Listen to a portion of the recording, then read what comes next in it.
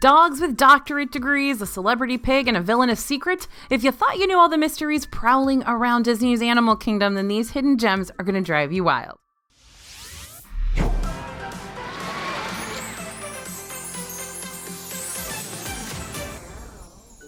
Hey everybody, it's AJ for Disney Food Blog. No monkey business going around here. We're about to tell you about some of the best Disney's Animal Kingdom discoveries and historical findings scattered around the park.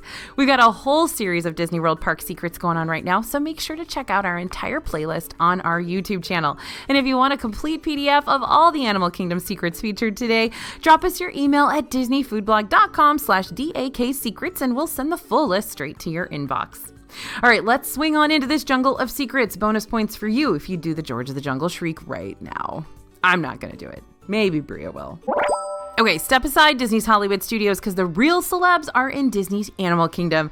If you're at Rafiki's Planet Watch, head over to the affection section on the left. The affection section is Disney's petting zoo, where you can give gentle back scratches to goats and donkeys and even a movie star. Okay, let me clarify. When you meet the black spotted piggy in the affection section, you're meeting the one and the only Miss Charlotte May, who's the real live inspiration behind Pua from Disney's Moana movie. But wait, there are even more celebrities lurking around Animal Kingdom. When you take a ride on Kilimanjaro safaris, you'll also get a chance to see the lions who influenced the characters in Disney's classic animated film, The Lion King. Probably not best to ask for their autographs, though. They always look a bit preoccupied. Now, I can't believe I stumbled upon the goodest, smartest pup hiding in Pandora of all places. When you enter the laboratory section of the Flight of Passage queue, take a look at the pictures above the research desk. Along with seeing a lot of kiddo crayon drawings, you'll see a picture of a happy-go-lucky doggo in the top left-hand corner labeled as Dr. Ogdog. If you've seen the Avatar movie before, or if you've been on Flight of Passage before, or both, then you'll know who this dog is named after. Dr. Jackie Ogden, the creator of the Mountain Banshee Project and overseer of the Pandora Conservation Initiative. Now, if you were one of the main brains behind an entire area of Disney World, how would you sign your work? Well, Joe Rohde, the lead design Imagineer behind Pandora World of Avatar, who of course we have to talk about Joe Rohde, this is Animal Kingdom, right? Left his signature in a couple of different ways. One of those ways, which I've talked about before in our 50 Ride Secrets video, was leaving his handprint inside the exit hallway of Flight of Passage. But you can also find Mr. Rohde hanging out at the Satuli Canteen quick service. Next time you order yourself some of those cheeseburger pods, take a look around the restaurant walls. You'll see pictures of the Na'vi and humans working side by side around the wonderful world of Pandora. One picture in particular shows the groundbreaking ceremony of this realm. And who's that on the far right, holding his blue shovel proudly? Joe Rohde, of course. Now, let's head back to Africa. Back in the early stages of Kilimanjaro safaris, it wasn't just a peaceful journey through Africa's amazing wildlife. During the tour, there was a dark underlying story about illegal elephant poaching, which has been a concern for Africa's elephant population for a long time. And that's, of course, due to the value of their tusks. In the former Kilimanjaro safaris plot, a mama elephant and baby elephant, Big Red and Little Red, were captured by poachers. The safari guide then would take the tour off the rails in a wild pursuit to save the two elephants. Although Little Red was saved, Big Red wasn't so fortunate, and riders were forced to drive past a very gruesome scene, which exposed a lifeless, tuskless Big Red. A model, of course. No actual elephants were ever harmed on this ride. This is supposed to be a cautionary tale that really drove home how serious poaching had become, but needless to say, this scene was just too graphic for guests to enjoy, so Disney went ahead and removed the gory details, leaving behind a gentle, peaceful safari in its wake. Every now and then, your safari guide may still today point out signs of poachers in the area, along with listing the dangers poachers pose on the elephant population during your tour. But you don't have to worry about any graphic imagery. There are also poacher warning signs posted in other areas around the park's Africa section, like on the Wildlife Express, aka the train you take to get over to Rafiki's Planet Watch. Depending on where you're sitting on the train, you may see a sign above you saying Kua Macho Wajangili, which translates to keep a lookout for poachers. Now, since we're headed to Rafiki's Planet Watch, we got a little something we need to warn you about, or I guess just tell you about. If you decide to use the restroom inside Rafiki's Planet Watch, you can learn all about animal poop on the back of your stall door. I won't give all the fun facts away, but what I will tell you is that you're going to learn the scoop on poop, which has to do with animal health, habitats, and even fossilized number twos. Did you ask to learn about this stuff? Maybe not, but it's fascinating and worth a gander nonetheless. Plus, all of your children are laughing right now, and for that you are welcome. Okay, so I'm super proud of myself when I can make a macaroni necklace, so can you imagine how proud I would be if I could craft an entire roof? Well, as you explore the Africa section of Animal Kingdom, take time to admire the roofs in Harambe village. These roofs were actually thatched by people from Zululand in South Africa. According to the Orlando Sentinel, 13 of the tribesmen from KwaZulu-Natal, South Africa, spent nearly 11 months in Central Florida to make these roofs as authentic to the park as possible. Now, pop quiz. When did Disney's Animal Kingdom first open its gates for people and animals alike? Well, if you said April 22nd, 1998, you deserve a Wilderness Explorer's badge. I don't have one on hand at the moment, so here are 2 claps instead. Disney likes to add opening dates as little Easter eggs throughout its parks, and Animal Kingdom is no different.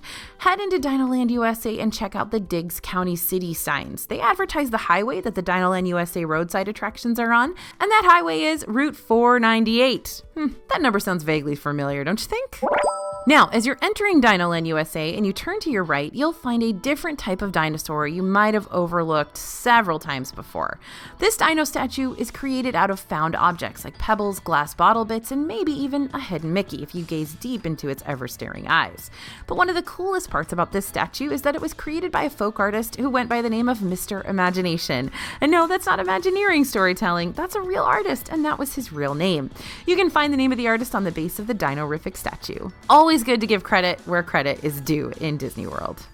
And there are over 320 carvings on the Tree of Life. Of those carvings, only one of them is named David Graybeard. David Graybeard is a chimp carved into the roots near the entrance for It's Tough to Be a Bug. So why is this little guy important enough to get a name when so many of the animals on the Tree of Life remain nameless? Well, because he's named after one of the many chimps that the world-renowned primatologist Dr. Jane Goodall studied during her work redefining traditional conservation. According to the Disney website, Jane Goodall has had a lot of influence on Disney's Animal Kingdom over the years, as they worked together on a variety of conservation programs, which is why she was one of the honored guests on Disney's Animal Kingdom's opening day, as well as the 2006 recipient of the Conservation Legacy Award from the Disney Worldwide Conservation Fund. Now, I know I give It's Tough to Be a Bug a lot of grief for being the reason my therapy bill is so high, but I've got to hand it to this production. It's got the coolest theater around. I mean, what other shows take place inside a giant Disney tree? If you enter the Tree of Life garden path, you're going to stumble upon the former It's Tough to Be a Bug queue. Although the show doesn't use this space anymore, you can still find buggy remnants left over. See the giant tree root? Follow the bug tracks to one of the root's many teeny tiny holes. If you peek inside one of these holes, any of these holes, they'll direct your attention back to the Tree of Life. But not just any section of the Tree of Life, each of the holes highlights the ant carving on the park icon. Flick would be so proud to note this is still a thing. But did you know the Tree of Life is actually an imposter? Though this park icon looks like a real-life tree, it's actually very, very man-made. And it's structured from an upside-down, repurposed oil rig. Thanks to the sturdiness of the oil rig skeleton, the Tree of Life is able to stand its ground when hurricane season starts creeping in to the Orlando area. Judy Hopps and Nick Wilde taught us in Zootopia that prey and predator can become bestest buddies, and Flametree BBQ at Disney's Animal Kingdom has a little more of a circle of life theme to it. In the pagoda seating areas around Flametree BBQ, you'll notice the spaces are decorated with animal carvings. Normal stuff, right? Tree of Life kind of makes that whole concept a big deal. However, what's different about the Flametree animal carvings are the predator versus prey theming throughout. In one section, you'll see a gator gobbling up a fish. In another section, an anteater is busy slurping away ants, and an owl is eyeballing some tasty, tasty rabbit nearby. You've also got eagles hunting down snakes, and then the snakes turn right back around and hunt down the mice in the next area over. There's even a section where eels are tracking down crabs for a midday snack. And let's not forget the room where spiders chase butterflies. Why all the animals eating animals here? Well, because that's kind of Flametree's thing. When you order their barbecue, technically you become the predator, and the same type of relationship is reflected in the decor of this quick service stop. So this is definitely kind of risky decor, not something you're used to seeing from Disney, but I love the whole Epcot educational aspect of this whole thing. In fact, this was one of the very, very early Disney food blog posts I wrote 100 million years ago is when I noticed this decor and exactly what it was saying and telling. Looks like we've come full circle too. So wait, isn't Jafar supposed to be living out 10,000 years in the Cave of Wonders? So what's he doing out of his lamp in Disney's Animal Kingdom? We're used to tracking down hidden Mickeys, but when you're making your way across the bridge of the Gorilla Falls trails, take a look at that giant rock. This is referred to as the Jafar Rock because it resembles the elongated face of a villain in the rough. And sometimes you want to get on a Yeti's good side instead of, having it rip apart your roller coaster track and send you hurtling backwards down a forbidden mountain. Just a thought.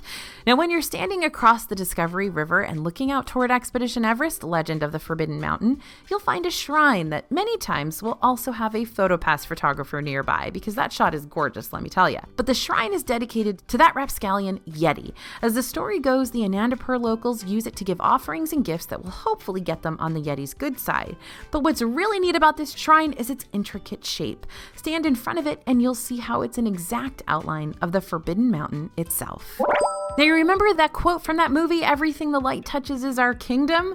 Well, if you apply that same Lion King quote to the placement of Disney's Animal Kingdom on Disney World property, you wouldn't be wrong either. According to an all-ears interview with Paul Comstock, who's the Animal Kingdom's lead landscape architect, the park's location is the perfect spot for proper sun orientation. Comstock said, "The way that Animal Kingdom is oriented, you enter and the sun arc is behind your back, so it illuminates the trees, the structures, the tree of life, and all the waterfalls." He went on to say that sun orientation isn't just important for Disney's Animal Kingdom, but for all the Disney parks. Aside from Hong Kong Disneyland, all the Disney parks with a castle icon are positioned where the light shines on the castle as you walk down Main Street, so that your pictures turn out beautimous no matter what time of day you get that shot. I guess that's kind of a Magic Kingdom secret, but if you really want to know more Magic Kingdom secrets, you can go watch that video next. All right, 4 videos, 4 parks, dozens of secrets. Now you're sure to have a wealth of Disney World knowledge for the next time you need to entertain your friends and family in a lengthy ride line queue, because what better way to pass the time than pass on the DFB knowledge? Remember, you can get all these facts and secrets in the palm of your hand or on the screen of your computer by sending us your email at disneyfoodblog.com/DAKsecrets. Thanks for listening, everyone, and thanks for watching. As always, this is AJ for Disney Food Blog, and we'll see you real soon.